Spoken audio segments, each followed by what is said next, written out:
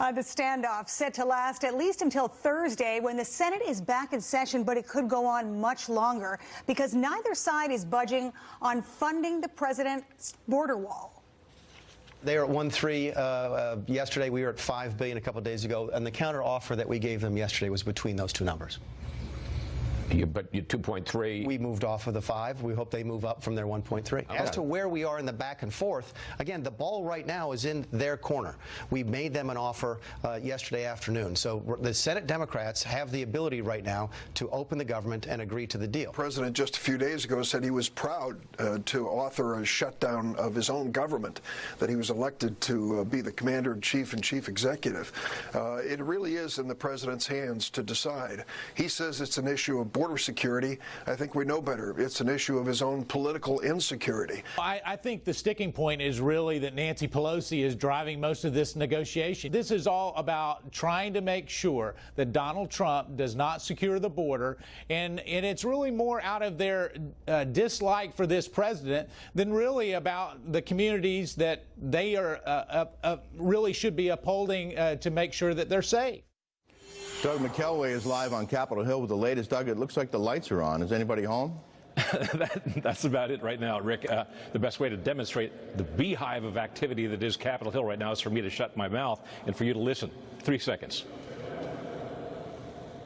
That, my friend, is the sound of crickets chirping. The last time anything of substantive activity happened up here was Saturday. That's when Vice President Pence came up here, met with Senator Schumer, the Senate Minority Leader, and his staff, made that counter offer that you're just talking about, somewhere between the $5 billion the administration wanted and the $1.3 billion that Democrats wanted, and it didn't work out. We've since learned that from Mike Emanuel and some of his Democratic sources some more specifics about that offer. Sources gave Mike this number, that the White House lowered their demands to only $2.1 billion for border security, including new fencing, plus another $400 million for other security priorities.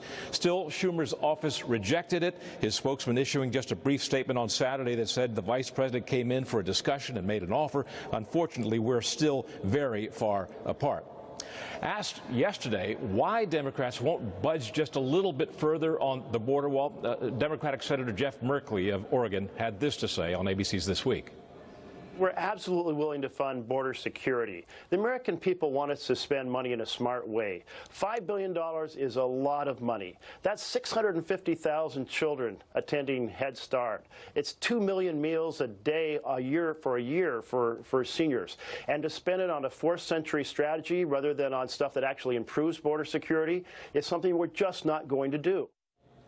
But there is some question whether any number on border security would satisfy Democrats.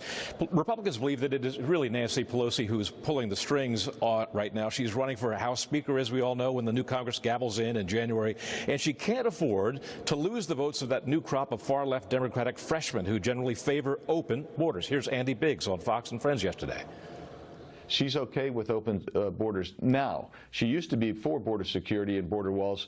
She's not so much now, and that's because she's going to the left-wing part of her conference so much, and she needs the votes, and she's really close on the votes, and so she has to deliver on this.